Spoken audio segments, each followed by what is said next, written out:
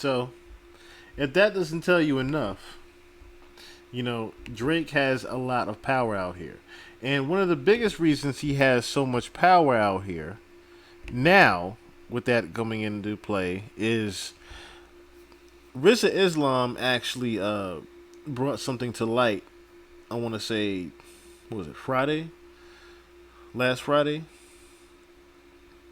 As you see here, the 118th Congress Anti Semitism Awareness Act was actually updated.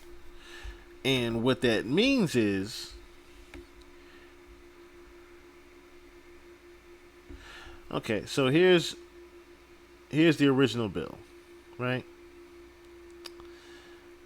This bill provides statutory authority for the requirement that the Department of Education's Office for Civil Rights take into consideration the International Holocaust Remembrance Alliance's IHRA's working definition of anti Semitism when reviewing or investigating complaints of discrimination based on race, color, or national origin in programs or activities that receive federal financial assistance. According to the IHRA's working definition, anti Semitism is a certain perception of, get this, a certain perception of Jews, which may be expressed as hatred towards Jews. So, as you see here, latest action, Senate, May 2nd, 2024.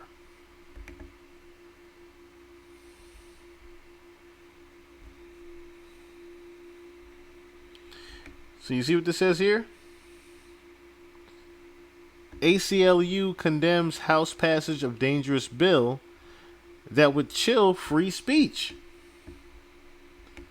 This is back on May 2nd, 2024. This bill would falsely equate criticism of Israel with anti-Semitic discrimination. Washington Post, I guess.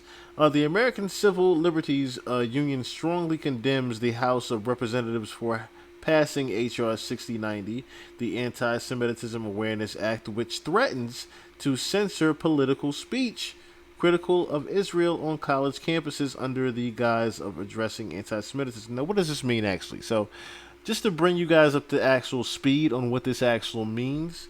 So, what this really is talking about is the fact that you can't basically use any type of defamation of character against the Jewish community. So,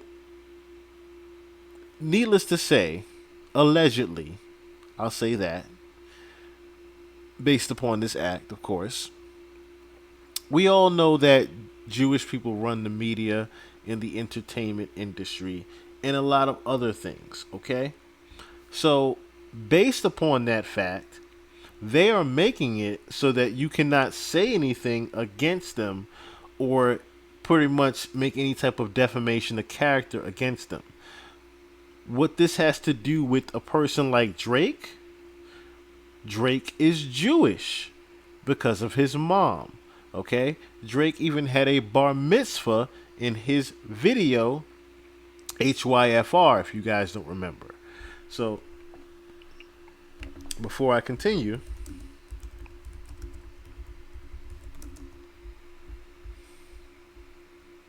loud and proud of his Jewish roots, he has made a rap video about his rebar mitzvah, Instagram photographs of his cedar table, and sung multiple songs about his mother, born on October 24th, 1986. His mother is Sandra Sandy Graham, a Canadian I can't pronounce that, Ashkenazi Jew, and his father is African American drummer Dennis Graham, of course, Drake. So, Drake, of course, being Jewish, has a lot of connections that are in higher places that a lot of people do not know about. So if you're wondering how does a artist like Drake even get a $400 million deal from Universal Music Group, it is because mainly that he is Jewish also. So with that being said, He can put a cease and desist on a future record right now, ironically the name Future. He can put a cease and desist on a record right now, especially if it is something that would be anti Semitism or defamation of character against someone that is Jewish, like Drake. So, example, Kendrick Lamar with his pedophile allegations right now, right? They pretty much have a cease and desist on him even making any more further records against Drake, making any pedophile allegations against him because of this anti Semitism act that is H.R. 6090. So let's move forward. The House's approval of this misguided and harmful bill is a direct attack on the First Amendment, said Christopher Anders, director of ACLU's Democracy and Technology Policy Division. Addressing rising anti Semitism is critically important, but sacrificing Americans' free speech rights is not the way to solve that problem. This bill would throw the full weight of the federal government behind an effort to stifle criticism of Israel and risk politicizing the enforcement of federal civil rights statutes precisely when their robust protections are most needed. The Senate must block this bill that undermines First Amendment protections before it's too late. This bill directs the Department of Education to consider an overboard definition of anti Semitism that encompasses protected political speech when investigating allegations of discrimination under the Title 6 of the Civil Rights Act.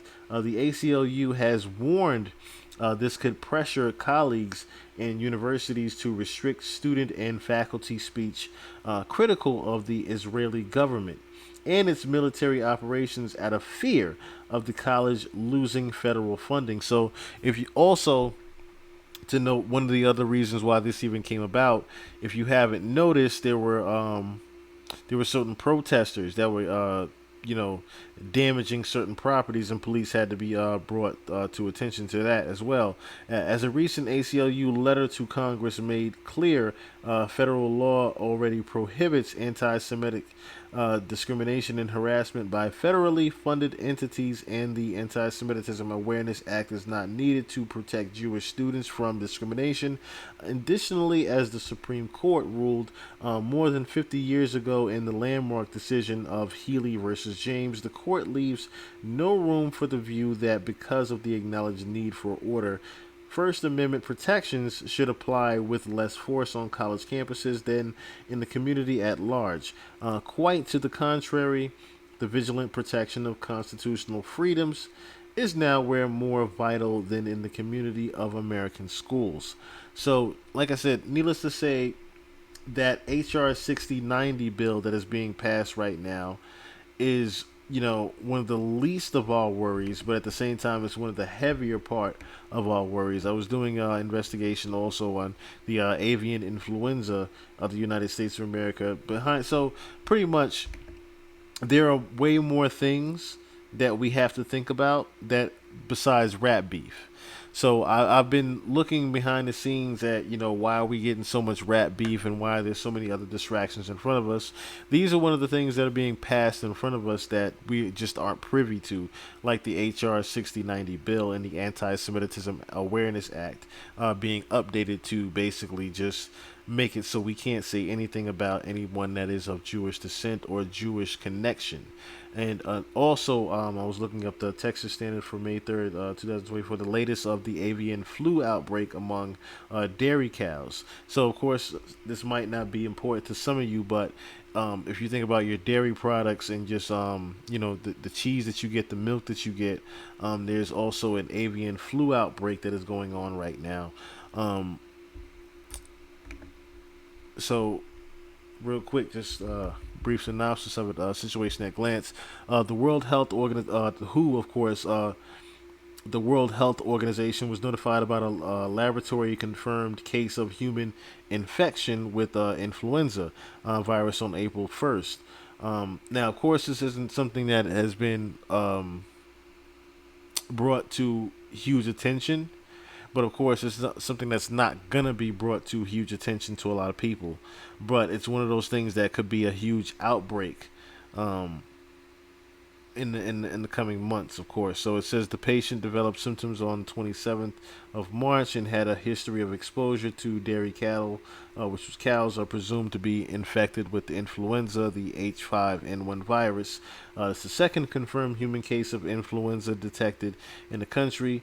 So it appears to be the first human infection acquired from contact with an infected mammal, although human infections with other influenza subtypes have previously been acquired from mammals. No additional associated cases of human infection with influenza have been identified. So, quick description of the situation was, of course, on April 1st, and they had a case of someone that caught it that was of 18 years old, over 18 years old. Um, like I said, it's nothing that's major right now, but it's just one of those things that, like I said, you just have to pay attention to um, within the next coming months, I would say.